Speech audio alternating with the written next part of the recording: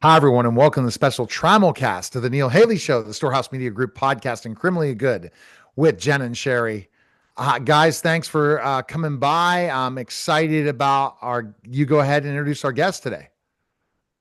Hi, welcome to Criminally Good. And today I am super psyched. We have got Mitch Credle. Um, he is a 29-year veteran Washington, D.C. Metro PD law enforcement officer who spent 25 years starting in 1991 as a homicide detective. And when he wasn't really busy working a lot of homicides in the DC area during that 25 years, he managed to write 2 books as an author, true crime, and took up a passion of his, making film.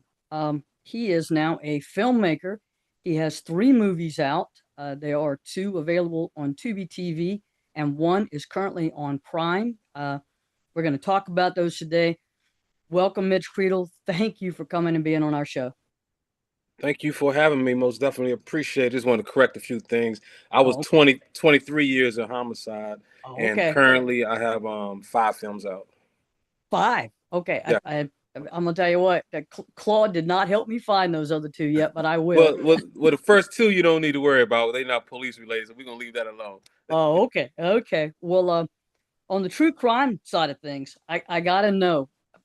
Um, well, before we get there, homicide and doing that kind of work. What pulled you into that and into homicide, and then staying in homicide? And is there a case that maybe, I don't know, makes you see things differently about maybe the job or the city, or just the kind of work you were doing? Wow. Of course, I've been involved in many particular cases. Yeah. But what really got me into homicide was the fact that, as in my film Informant, I was just intrigued with the veteran guys who were working homicide at the time. They were savvy detectives that we all looked up to as if they were like movie stars. And just me having that mindset. I don't know if you remember the old television show Miami Vice. Yeah. I thought those 2 guys, Crockett and Tubbs, were the coolest men ever. So just to see real live detectives and them guys on television, it just made me just want to be someone in important on the job, not necessarily just for visibility purposes, just the fact that they served a purpose, and their purpose was the probably the most elite unit on the job. And because so many detectives were coming to me, obtaining information about homicides in the community where I was working as a footman, I'm like, if I can get the information and give it to them, why can't I do what they do? And that's what really inspired me to be a homicide detective. It's outstanding. Well, I gotta agree with you on Crockett and Tubbs. They were the bomb. I Yes. loved them. I loved Miami Vice, and I think to myself, why can't I find reruns on it? But maybe later on. But coming from an author's perspective, Mitch, you've written 2 books, Stranger in the Streets and Damaged Roots, while you were still on the job. Yeah. Yeah, and so what is it that made you start writing it? People talk about want to write a book all the time, but when you're busy, you got a busy, hectic job. What made you, compelled you to do that? Well, so many things were going on, just in general in DC, and I've always had the mindset to just create. So I went to the general counsel office and asked them, could I write a book about what I was doing in homicide? This was like around 2009, and they said you can write as much as you want to write. You just can't write about true things on a job. So what I did was I took Strange in the Streets and I took a great deal of real life characters, and just put them in the book. Like for example, the bad guy in the book, known as Black. He's multiple homicide suspects that I've dealt with over the years, and I just wanted to take the characteristics of a lot of different people that I've dealt with in those interrogation rooms in the community, people on homicide scenes, and put all of that into one character, and just to give people, just I just want them to really feel this character. And I think I did a pretty good job because my mom's was very disappointed on what happened to him at the end. And I'm like, if I can get my mother, who's a Christian woman, to fall in love with this character and feel sorry for what happened to his character, I felt as though I did a good job in bringing this character to life. And this is the character that we as homicide detectives and law enforcement deal with in the communities on a regular basis. So I just wanted to just bring some realness to some writing and turn it into fiction, even though most of the events in both of those books are real. And you know, that is key when you're writing a book, is you've got to get those characters credible. You know, people got to feel like they're there with them, or walking in their shoes, or walking next to them. So, you know, as you're working, you're, you know, DC Homicide, and people hear that, they're like, wow, that, because people recognize that as a big homicide hub right there is DC. But you know, you went into filming and producing. So, you know, what is it about those detective instincts that you have that translated into directing and producing? I think a lot of it has to do with the leadership aspect of it, because when you're a homicide detective, I was trained years ago and most definitely told that on a homicide scene, you are the chief of police. And that was quite obvious in quite a few cases. And I'm one in particular, the Benita Jax case. An example is when I responded on the scene in the Benita Jax case, is a mother who murdered her four daughters. Everybody in the world was on that crime scene as far as DC. The mayor, the chief of police, everybody was there. And when by the time I arrived, there was so many people within that block. And when I got there, when they told me it was going to be my case, I immediately told the mayor, the chief of police, the captain of detectives, everybody. I told everybody, I need everybody at the end of the block. Everybody move back. And the mayor and the chief of police looked at me like I was crazy. I'm like, if I'm in charge of this crime scene, I need everyone back.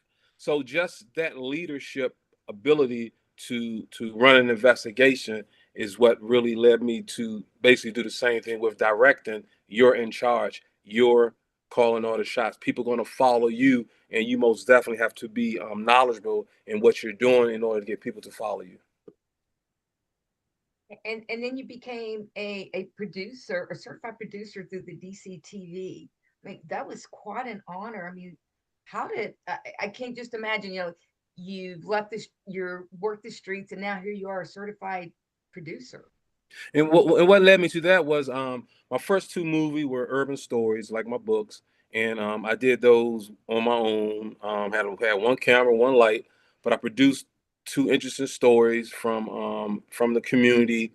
And what happened was one of the stories ended up being highlighted. It was the first movie ever to premiere at the historical Howard Theater here in Washington D.C. So when that occurred, Howard Theater put out a buzz about the film, even though it was low budget, well, not low budget, I'm sorry, no budget film.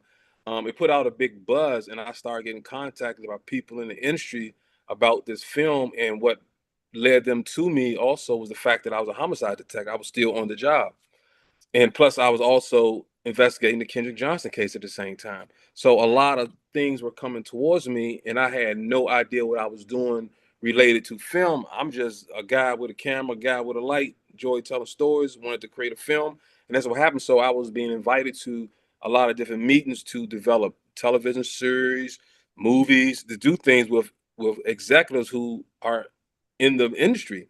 And I'm sitting in meetings not knowing what anyone is talking about. I'm on Google, Googling words and terms. I'm like, what the heck they talking about? I have a lawyer with me. And so once that meeting was over, we did a couple more meetings. And after that, I said, look, man, I have no idea what's going on. Let me pump my brakes.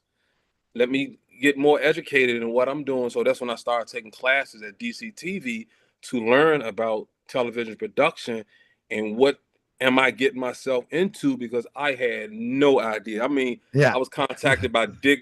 You heard of Dick Wolf? I'm quite sure of that. Yeah. Yeah, Yeah. So he yeah, it's interesting contacted. you said you took the classes. I was If lost. I Yeah, look back, if I look back to my days, Mitch, pro wrestler, really didn't was going back to school to finally get my history degree. Had no idea. Aaron Lester was the first person that got me involved in yeah. media, and he said, "Hey, come down to PCTV. Now I'm going to shout out to Pittsburgh Channel, and I learned how to edit Yeah. using Super VHS. I miss those days in the Yeah. studio, putting together wrestling shows and, laying the tracks down, not the tracks, but, fade in, fade out for the whole show and making sure Yeah. you put it all together. Those days are a lot simpler now as I produce TV shows. Right. It's like, and I do produce TV shows because I'm on TV in 3 different networks, but it's interesting the process. But once you learn it, you say, oh wow, I'm Yeah. not trained in this, but I see this in a different perspective than somebody else, especially from what my craft is. Explain that a little bit more. Yeah, exactly. So when I started taking the classes, I was looking back at what I did with my first 2 movies, and only thing that just kept coming to my mind was, I wish I had these classes before I made those first 2 movies. I wish I And had. it haunted me, and I only like looking at the first 2 movies, even though they get a lot of views, people love them, but I do not like them because I did not have the experience, or even, well, not even just the knowledge. I just had a camera and the lights, and I went on just based on pure passion. But I wish I had that experience early on. That's why I took my time when I put the documentary together, moving forward and everything else. Want to run you by you.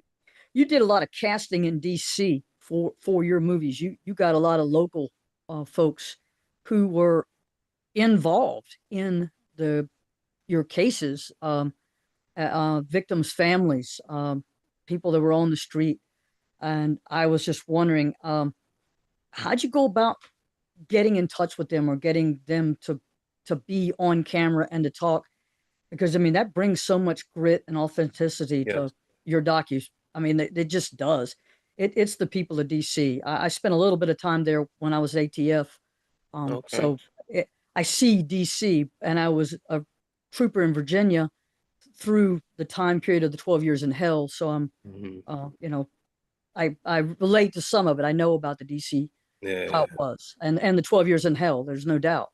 So Yeah. I'm just wondering how you got the heart of DC by getting these people in your films is what I want to tell you, and I'd Well, like to know about how you got them. I most definitely appreciate that. And when I created the concept and just the mindset and just the thought in general of those 12 years when over 4,600 people was murdered in DC, I wanted, even though a lot of people were reaching out to me wanting to be involved, and I turned down a lot of people.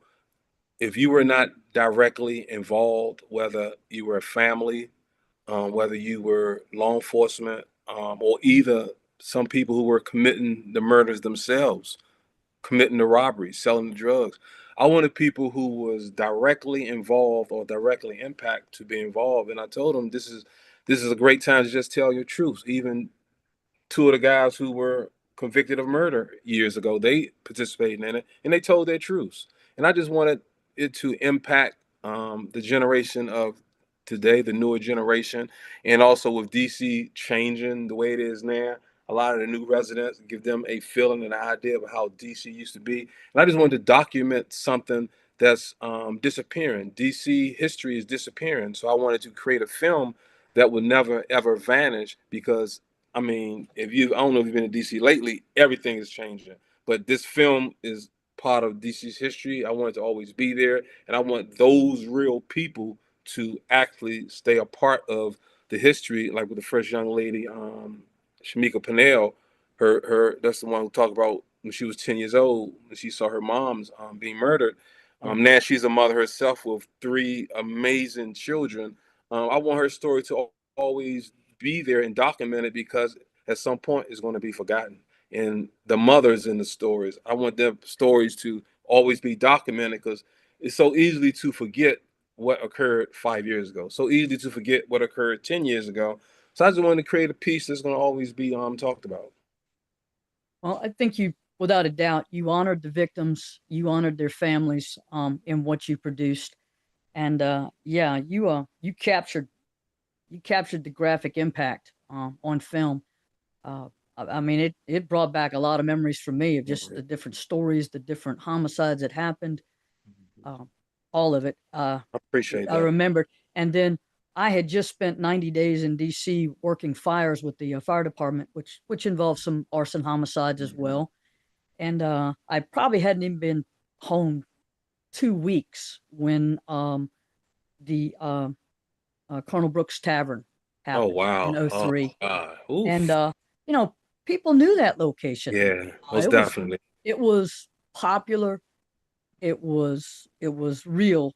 And so a detective story. When I sat and watched that this weekend, it brought it back. Because I Yeah. remember that was everybody was wanting to solve that. And I know you had a thing. So if you could tell us a little bit about that particular case. Oh wow. With that case, I had just left regular homicide and I was assigned to cold case, major case. And when I first got there, that was the first case that I received. And it was different. I've heard about Colonel Brooks Tavern. I've never been there before, but I knew it was probably the most popular, establishment in that community. It was where everyone would go. I don't care if you're from the streets, the neighborhood, law enforcement, fire department, judges. Everyone went to Colonel Brooks Tavern. So it was a real good community place. There was someone to be murdered there. And I get the assignment to respond there. And then what made it even more special for me was the fact that I found out while there on the scene that one of the victims was a childhood friend of mine. Oh, And wow. that's what changed everything for me with that particular case, because I had no idea he was working there. I knew he worked at a restaurant, but I did not know it was there because I've never been there before.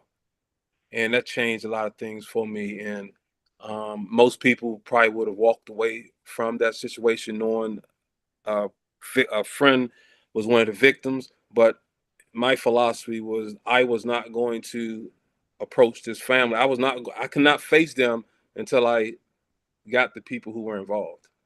And I did. And you And matter did. of fact, I did not. I did not face them until 9 months later when arrests were made. Yeah, and you did. You guys went after him and you stayed on it, and no one was given a chance to forget what had happened at Colonel Brooks Tavern. I mean, it was you guys. You kept it hot and heavy because I mean, even down in Virginia, we knew, and it was a big case. And when it broke, it was huge news. And she did great with a detective story, honoring a survivor as well as the families Oh and yeah, just he still everybody that was caught in that. Yeah. yeah, he's still going through a lot of different things. Carlos Wilcox, he's personally still going through a lot of things, and I mean, just to put yourself in his position, there's something that will haunt him forever. Yeah, that's it was horrific. I want to bring out we you can see a detective story and you can see 12 Years in Hell on Tubi TV right now. They're both there. They are documentary movies. And Mitch, you do this thing that I liked in there. You actually come on the film, when there are different parts of it, cutting it in and letting people know you're coming up on something graphic, and that if they can't see that or hear that, they need to turn it off. They need to walk out the room. They need to not watch that portion. That's a whole lot more than just putting it at the very beginning, which you also do, letting people know that very true crime graphic information is going to be revealed. Yeah, true You don't crime get is grotesque about it. tough. You just put it Yeah, out there as the truth. yeah, true crime is tough, and I didn't want to sugarcoat anything, and that's why I put that out there and I mentioned it during the film because I want to keep it authentic and I want people to feel it.